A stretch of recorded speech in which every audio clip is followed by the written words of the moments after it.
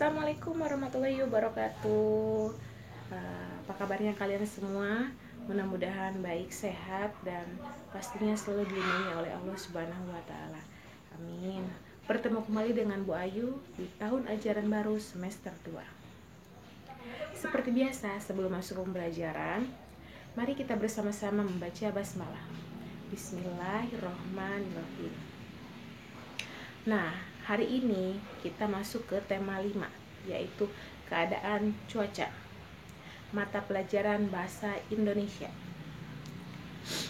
Nah, tujuan pelajaran kita hari ini yaitu mengetahui apa perbedaan cuaca musim dan iklim, mengetahui jenis-jenis cuaca, mengetahui jenis-jenis musim, dan mengetahui jenis-jenis iklim.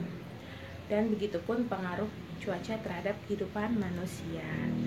Langsung ke pembahasan yang pertama, yaitu cuaca. Cuaca adalah keadaan udara pada suatu tempat tertentu dalam jangka waktu tertentu. Nah, apakah ada yang tahu ada berapakah jenis cuaca di Indonesia? Baik, cuaca di Indonesia ada 4. Yang pertama, cuaca cerah. Kedua, cuaca berawan. Ketiga, cuaca mendung. Dan yang keempat, cuaca hujan. Nah, cuaca cerah ini ditandai langit yang sangat terang, langitnya biru, mataharinya pun bersinar terang dan tidak terhalang oleh awan. Nah, biasanya cuaca cerah ini terjadi pada siang hari atau juga biasa disebut dengan cuaca panas. Yang kedua, cuaca berawan. Cuaca berawan langitnya cerah, hanya saja mataharinya sedikit tertutup oleh awan. Dan di langit pun ada awan yang berarak-arak. Yang ketiga, cuaca mendung. Cuaca mendung ini ditandai dengan langit yang berwarna biru, mataharinya tertutup oleh awan. Dan biasanya cuaca seperti ini menandakan akan turunnya hujan. Dan yang terakhir, cuaca hujan. Cuaca hujan ini ditandai dengan turunnya titik-titik air dari langit, atau biasa kita sebut gerimis. Sedangkan jika bintik-bintik hujannya ini, bintik-bintik airnya ini lebat banyak, itu disebut dengan hujan. Nah, itulah 4 musim yang ada di Indonesia, ya. Tahukah kalian mengapa cuaca sering berubah-ubah? Nah, ada beberapa pengaruh terhadap perubahan cuaca. Yang pertama, suhu udara. Yang kedua, kelembaban udara. Dan yang ketiga, percepatan atau arah mata angin. Nah, di sini pun ada pengaruh cuaca terhadap kehidupan manusia. Yang pertama, pengaruh cuaca terhadap kegiatan bercocok tanam. Yang kedua, pengaruh cuaca terhadap pertumbuhan tanaman. Yang ketiga, pengaruh cuaca terhadap proses pengeringan. Dan yang terakhir, pengaruh cuaca terhadap penggunaan pakaian. Baik, yang pertama yaitu pengaruh cuaca terhadap kegiatan bercocok tanam. Nah, biasanya persawahan ataupun perkebunan ini jika terjadi hujan yang sering akan menyebabkan tanah menjadi basah dan lembab. Ada beberapa tanaman yang tidak bisa bertahan dalam kondisi tanah tersebut. Kenapa? Karena itu akan menyebabkan akar-akarnya basah dan menyebabkan apa? Tumbuhan mati. Apalagi kalau misalnya hujan deras, hujannya itu tidak berhenti-berhenti, itu akan menyebabkan banjir dan tanaman pun ataupun persawahan pun akan mati karena terendam oleh air, ya. Dan yang kedua itu pengaruh cuaca terhadap pertumbuhan tanaman. Dalam keadaan cuaca panas, sebenarnya bagus sinar matahari itu menyinari tanaman, karena itu proses fotosintesis, ya, pertumbuhan dari tanaman.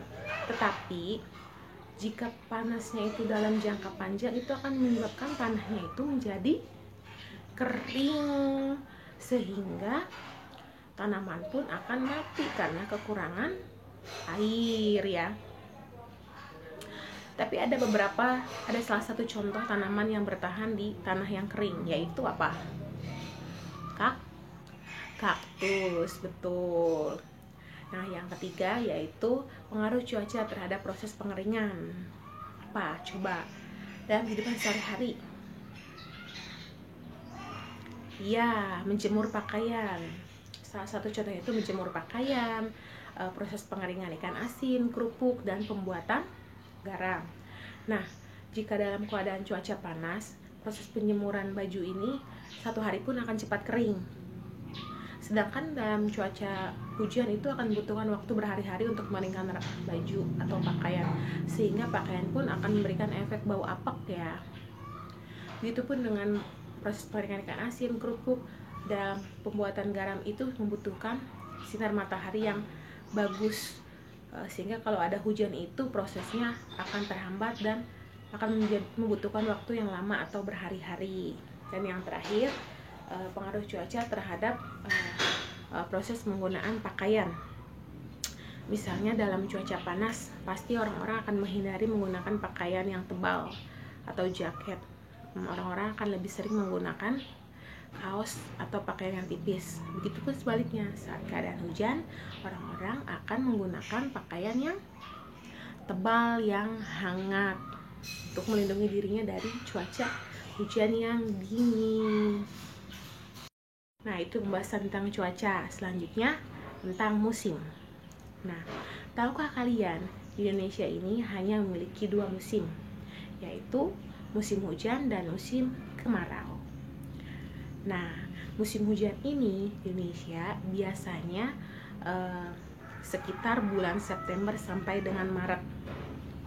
Nah, musim hujan ini memberikan dampak atau efek seperti daya tahan tubuh kita ini menjadi kurang kuat ya. Kenapa? Karena aktivitas kita terganggu, sering hujanan, sehingga menyebabkan kita itu menjadi demam, flu ya.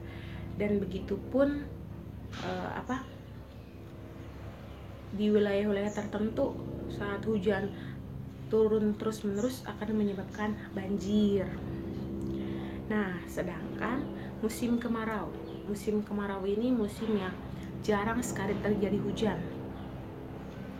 dan ini pun memberikan efek atau dampak yang kurang bagus ya. Tanah pun menjadi kering, bahkan sebagian di wilayah tertentu itu sampai sulit mencari air yang bersih karena kekeringan. Tanaman-tanaman pun banyak yang mati karena tanahnya kering, dan di jalanan pun itu banyak sekali debu, polusi, jadi kurang bagus untuk kesehatan kita. Baik, pembahasan selanjutnya adalah iklim. Iklim adalah keadaan rata-rata cuaca di suatu daerah yang luas dalam jangka waktu yang lama, yaitu sekitar 30 tahun. Nah, tahukah kalian di bumi ini memiliki 4 jenis iklim? Yang pertama, iklim tropis. Yang kedua, iklim subtropis. Yang ketiga, iklim sedang. Dan yang terakhir, iklim dingin. Baik, yang pertama yaitu iklim tropis. Nah, iklim tropis ini memiliki 2 musim, yaitu musim kemarau dan musim hujan. Nah, biasanya iklim tropis ini berada di wilayah atau daerah Indonesia. Nah, biasanya daerah yang beriklim tropis ini akan tumbuh subur tanaman maupun buah-buahan, sayuran, karena musim kedua tersebut cukup seimbang ya. Berikutnya iklim subtropis. Yang kedua ini iklim subtropis. Iklim subtropis ini biasanya ada di beberapa daerah yang memiliki 4 musim. Yang pertama itu musim semi, musim gugur, musim panas, dan musim dingin. Nah, di daerah yang beriklim subtropis ini biasanya tumbuhan yang ada itu seperti sakura maupun bambu ya. Dan hewan yang biasa ada di iklim subtropis ini biasanya panda, rakun. Nah, wilayah yang beriklim subtropis ini biasanya ada di negara Jepang, terus sebagian wilayah Amerika Serikat, dan sebagian daerah atau wilayah Tiongkok. Nah, yang ketiga itu iklim sedang. Iklim sedang ini keadaan cuacanya dingin ya atau sejuk. Biasanya hewan maupun tanaman yang tumbuh di sini ini seperti, kalau hewan itu kayak beruang hitam, serigala. Nah, kalau tanamannya itu atau pohon-pohonannya itu seperti pohon cemara, pohon pinus. Dan biasanya iklim dingin ini berada di negara Denmark, Norwegia, dan Swedia ya. Dan yang terakhir yaitu iklim dingin. Nah, iklim dingin ini tuh tanahnya akan dilapisi es saat cuaca atau pada saat musim dingin. Nah, tumbuhan itu nggak banyak yang tumbuh di iklim dingin ini. Dan hewan yang bisa hidup di iklim dingin ini seperti penguin, singa laut, beruang putih. Nah, ini biasanya ada di negara Greenland, Alaska, dan Islandia. Nah, jadi bisa kita simpulkan ya, cuaca itu adalah keadaan udara secara keseluruhan pada suatu saat, termasuk perubahan, perkembangan, dan menghilangnya suatu fenomena. Sedangkan musim yaitu keadaan cuaca yang paling sering terjadi di waktu tertentu. Dan yang terakhir, iklim. Iklim adalah kondisi rata-rata cuaca berdasarkan waktu yang panjang. Nah, itulah untuk pembahasan bahasa Indonesia tentang keadaan cuaca, musim, dan iklim.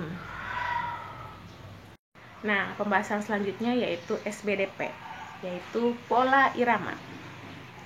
Nah, sebelumnya ada yang tahu tidak apa itu pola irama? Baik, pola irama adalah sekelompok bunyi yang dengan susunan tertentu dalam satu atau beberapa birama yang muncul secara berulang-ulang dan teratur dalam sebuah lagu. Nah, pola irama ini tuh adalah tuh bagian yang terpenting dalam unsur musik ya. Dan irama itu tersendiri yaitu unsur musik yang bisa membuat musik begitu indah didengar ya. Nah, fungsi dari pola irama ini apa ya? Baik, fungsi dari pola irama ini yaitu menimbulkan keindahan-keindahan dan membuat lagu menjadi enak didengar. Coba bayangkan, dalam sebuah lirik lagu itu tidak ada pola irama, langsung aja dinyanyiin, itu akan terdengar seperti apa? Tidak enak ya, tidak terdengar karena tidak ada pola iramanya. Nah, di sini juga ibu mau memperkenalkan salah satu contoh lagu yang dulu pada zaman ibu masih kecil itu sangat terkenal ya. Dan ini pun salah satu tokoh penyanyi cilik yang sangat banyak sekali lagu anak-anak yang dinyanyikan oleh Tasya Kamila. Nah, Tasya Kamila ini salah satu tokoh penyanyi cilik yang banyak sekali menyanyikan lagu anak-anak. Biasanya lagunya itu diciptakan oleh Ibu Sud, Ate Mahmud, dan masih banyak lagi. Nah, di sini pun ibu akan memperlihatkan video salah satu lagu Ambilkan Bulanku. Tolong kalian perhatikan dan simak contoh lagu tersebut, perhatikan pola iramanya, dan nanti kalian bisa mempraktekannya ya.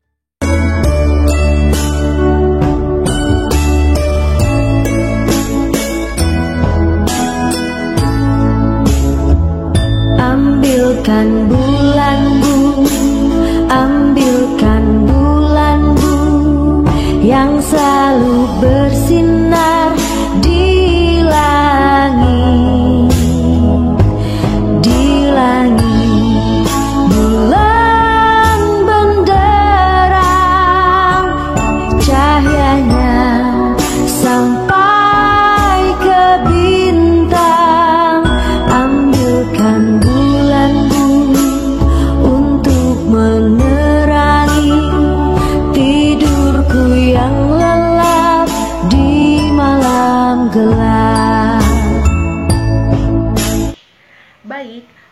pembahasan tema 5 bahasa Indonesia dan SBDP sudah selesai. Bisa kalian belajar lebih dalam lagi di buku tema. Mudah-mudahan bisa kalian pahami pembelajaran kita hari ini. Tetap semangat belajarnya, jaga kesehatan. Terima kasih. Akhir kata, wassalamualaikum warahmatullahi wabarakatuh.